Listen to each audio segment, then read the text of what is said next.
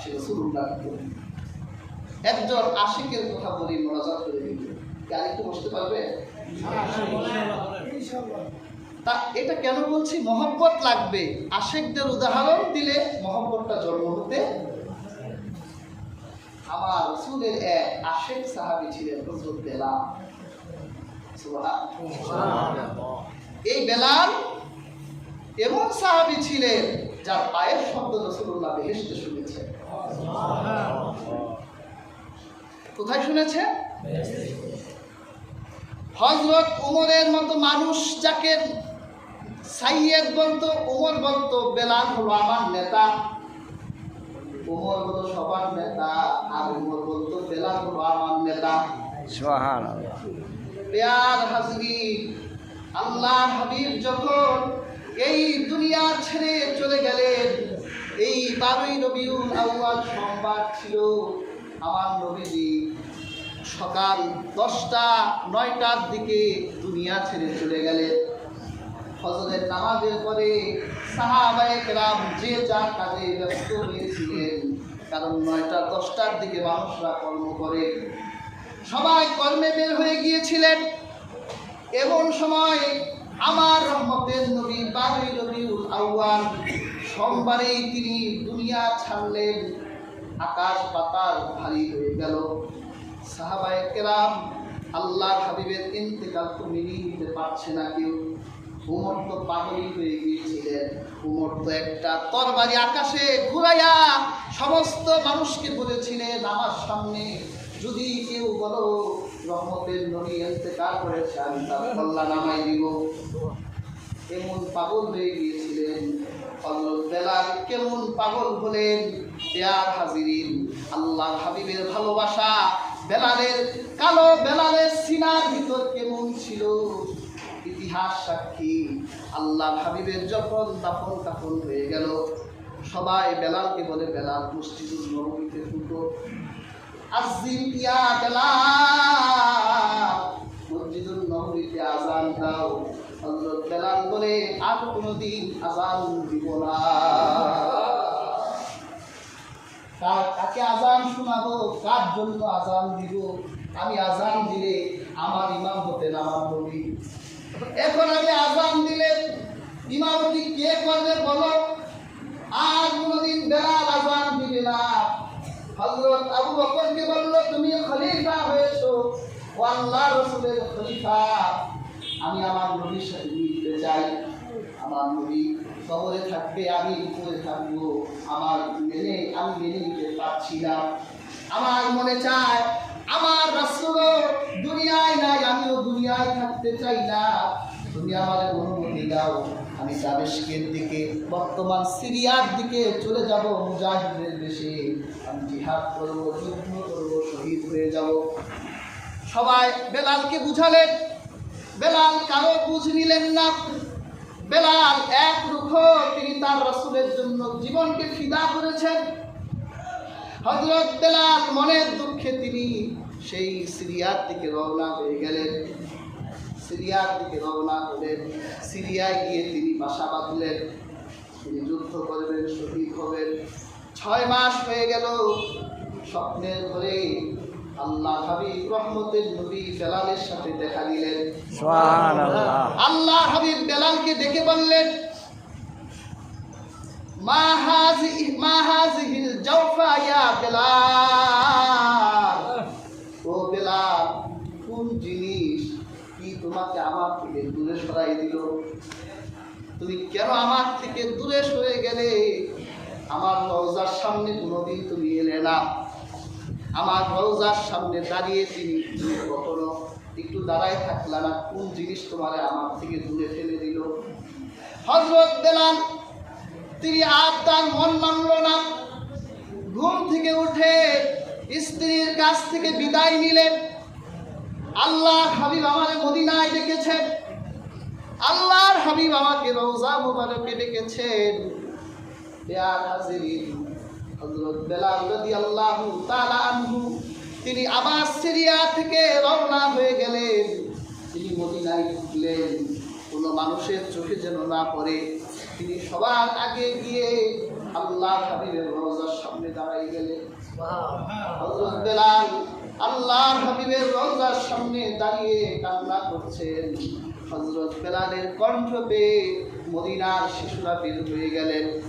মদিনার নারীরাও ঘরে থাকতে পারলেন না, সবাই বেরিয়ে গেলেন। হযরত বেলাল হাওমার করে কান্না করছে, মদিনার নারীরা কান্না করছে, পুরুষরা কান্না করছে। সবাই নামাজের ওয়াক্ত হলো, সবাই বেলালকে বলল, আজিল ইয়া বেলাল, ও বেলাল তুমি আজান দাও। সুবহানাল্লাহ, বেলাল আজান দাও। হযরত বেলাল বলে, আজান দিব না, আজান দিব না, আজান দিব না। বেলালকে কে আজান দেওয়াবে? দুইজন মানুষ শুধু বেলালকে আজান দেওয়াতে পারেন। তারা দুইজন হলো আমার নবীজি, দুই কলিজার টুকরা। হাসানকে ডাকা হলো, হুসাইনকে ডাকা হলো। ও হাসান ও হুসাইন, বেলালকে আজান দিতে বলো।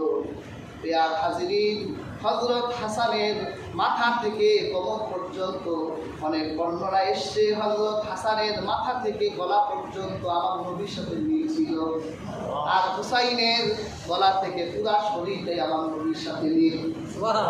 দুই ভাই এসে বেলালকে বলল, বেলাল আজান দাও।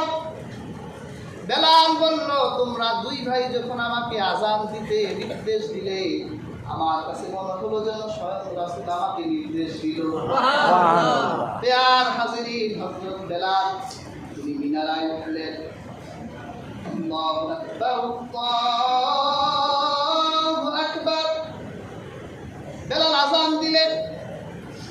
বেলালের কণ্ঠ পেয়ে মদিনার ওই যে নারীগুলো যারা শুনেছিল নবী না আসলে আর কোনোদিন বেলাল আজান দিবে না, বেলালের কণ্ঠ পেয়ে সবাই বের হয়ে এলো। নবী তাহলে এসেছে, বেলাল আজান দিয়েছে, হয়তো নবী এসেছে। সবাই ঘর থেকে বের হয়ে গেল। আশহাদু আল্লা ইলাহা ইল্লাল্লাহ।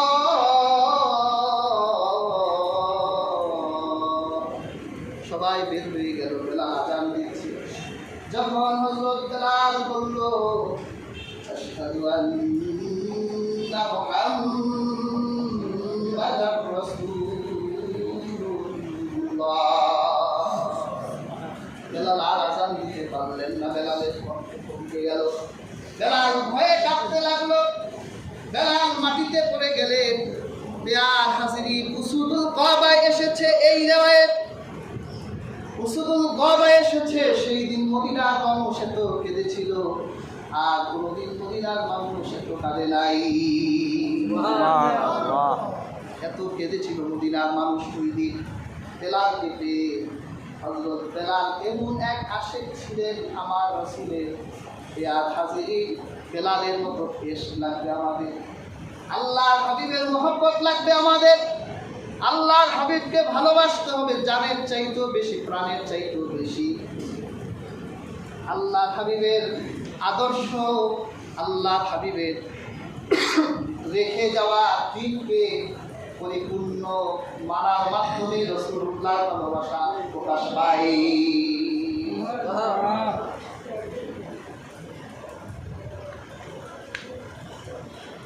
তাহলে হাজিরিন, আমরা আল্লাহর হাবিবের রেখে যাওয়া এই দিনকে আমাদের পরিপূর্ণভাবে মানতে হবে। কি বলেন, মানতে প্রস্তুত আছি? চেষ্টা করতে হবে। আল্লাহর হাবিব যা রেখে গেছে তার আনুগত্যের নামই হচ্ছে ভালোবাসা। এখন আপনি আল্লাহর হাবিব সাল্লাল্লাহু আলাইহি ওয়াসাল্লামকে মুখে মুখে বলেন ভালোবাসি, যদি আপনার কাজে তা প্রকাশ না পায়, তাহলে এই ভালোবাসা সত্যিকারের ভালোবাসা হতে পারে না। আমরা রাসূলুল্লাহকে ভালোবাসবো সত্যিকারের ভালোবাসা, জান দিয়ে, প্রাণ দিয়ে। আল্লাহ সুবহানাহু ওয়া তাআলা আমাদের প্রত্যেককে তৌফিক দান করুন। আমিন। আমরা একটু সালাত ও সালাম করি। সাল্লাল্লাহু আলা মুহাম্মাদ সাল্লাল্লাহু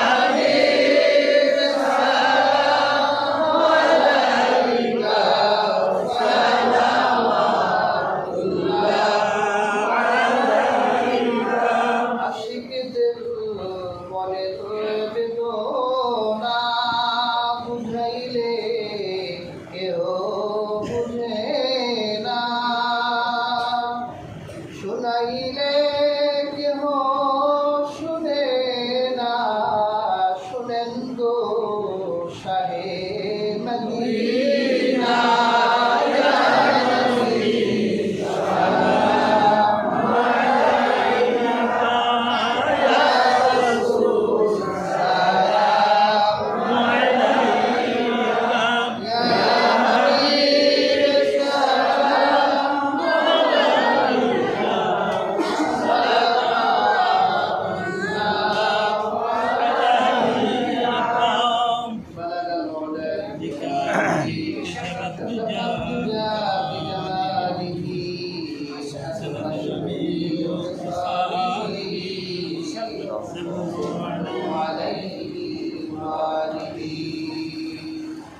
أستغفر الله ربي من كل ذنب وأتوب إليه. لا حول ولا قوة إلا بالله العلي العظيم.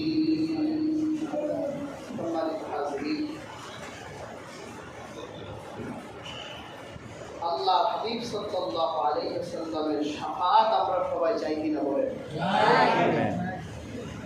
কারণ কিয়ামতের মাঠে আমার রাসূলের শাফাআত ছাড়া কোনো মুক্তি হবে না। মানুষগুলো হাদিস পাকে এসেছে 40 বছর এক জায়গার উপর দাঁড়িয়ে থাকবে। কি বলেন, 10 মিনিট এক জায়গায় দাঁড়িয়ে থাকা যায়? 40 বছর। জায়গা কতটুকু? পায়ের নিচে যতটুকু আছে। মানুষেরা এত কষ্ট পাবে, আল্লাহকে বলেই ফেলবে আল্লাহ জাহান্নামে দিয়ে দেয়। এইরকম চরম বিভীষিকা